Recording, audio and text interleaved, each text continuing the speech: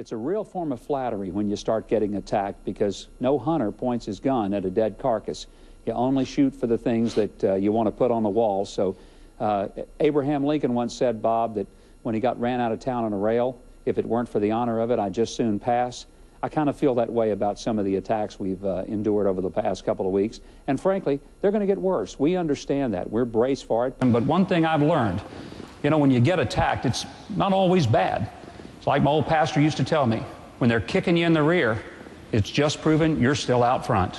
You know, Abe Lincoln said when he was run out of town on a rail, if it weren't for the honor of it, I'd just soon pass. And quite frankly, it's a good thing, at least, to be attacked. And, you know, the fact is, the more these guys attack me, it seems like the better my numbers get. So, though I'm not enjoying it a bit, I can't really be that unhappy about it, because I said it last night, I'll say it again. When you're getting kicked in the rear, it just proves you're out front. 90 seconds. You know, it's not a federal function to determine the penalties for a crime of abortion if it's illegal in a state. It's up to the state, it's up to the juries. And it should be up to discretion, because it's not an easy issue to deal with. But the first thing we have to do is get the federal government out of it. We don't need a federal abortion police. That's the last thing that we need.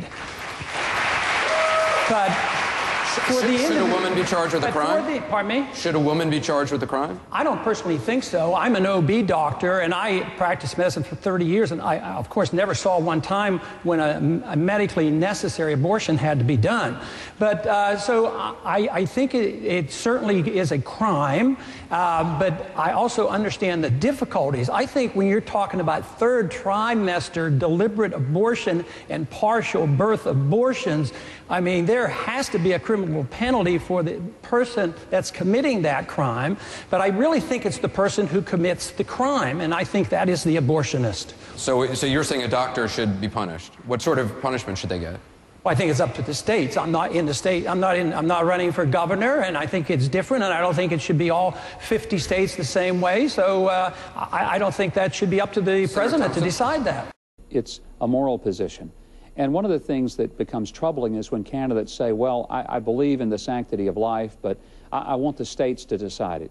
You know, Bob, when you put it in those terms, that's really the logic of the Civil War, to say that morality has geographical boundaries. For those of us who believe that life is precious, that it is really representative of the heart of our society and culture, that each life has equality of worth and intrinsic value that can't be compromised, once you've made that commitment to life as one of those very special inalienable rights that our forefathers talked about, you really don't have the opportunity to say, well, it can be different in one state than it would be in another. It's a real form of flattery when you start getting attacked, because no hunter points his gun at a dead carcass. You only shoot for the things that you want to put on the wall. So Abraham Lincoln once said, Bob, that when he got ran out of town on a rail, if it weren't for the honor of it, I'd just soon pass. I kind of feel that way about some of the attacks we've endured over the past couple of weeks. And frankly, they're going to get worse. We understand that. We're braced for it. I 100% agree with him, because, Congressman, whether or not we should have gone to Iraq is a discussion the historians can have, but we're there. We bought it because we broke it. We've got a responsibility to the honor of this country and to the honor of every man and woman who has served in Iraq and ever served in our military, to not leave them with anything less than the honor that they deserve. Go ahead. You wanted to respond? He just addressed you. You go ahead and respond. The American people didn't go in. A few people advising this administration, a small number of people called the neoconservatives, hijacked our foreign policy. They're responsible, not the American people. They're not responsible. We shouldn't punish them. Congressman, we are one nation. We can't be divided. We have to be one nation under God. That means if we make a mistake, we make it as a single country, the United States of America, not the divided States of America. When we make a mistake, it is the obligation of the people through their representatives to correct the mistake, not to continue the mistake. And that's what we do on the floor of the Senate? No, we've dug a hole for ourselves, and we've dug a hole for our party. We're losing elections, and we're going down next year if we don't change it, and it has all to do with foreign policy, and we have to wake up to this fact. Even if we lose elections, we should not lose our honor, and that is more important than the Republican Party.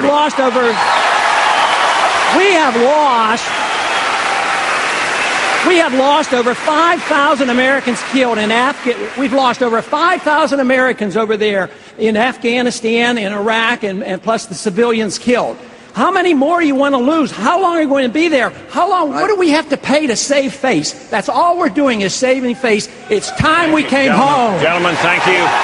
Wendell. One thing I've learned, when you get attacked, it's not always bad. It's like my old pastor used to tell me, when they're kicking you in the rear, it's just proven you're still out front. Abe Lincoln said when he was run out of town on a rail, if it weren't for the honor of it, I'd just soon pass. And quite frankly, it's a good thing, at least, to be attacked. And, the fact is, the more these guys attack me, it seems like the better my numbers get. So, though I'm not enjoying it a bit, I can't really be that unhappy about it, because I said it last night, I'll say it again. When you're getting kicked in the rear, it just proves you're out front. We've got to be the united people of a United States, and a president has got to somehow remind us that we are a great, resilient nation that has to stick together to solve all of these problems. No one doubts that the president ought not to use the bully pulpit to encourage the best practices. I would say the second most job of importance to the president, second to being commander-in-chief, is to be the communicator-in-chief. And we're losing a lot of kids in this country. A third don't graduate.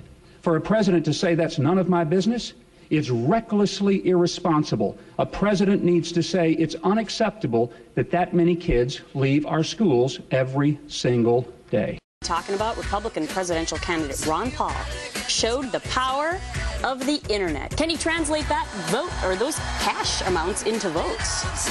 Texas Congressman and presidential hopeful Ron Paul is in Des Moines. He joins us live. Good morning to you, Congressman. Good morning. I'm in Des Moines, Des Moines, Iowa. Okay, that's good. We're glad to hear that. Gretchen's going to go into the whole thing about how you raise the money in a minute or so. But I wanted to ask you about something. Mike Huckabee has started running an ad in Iowa, where you're at right now, also in New Hampshire and South Carolina.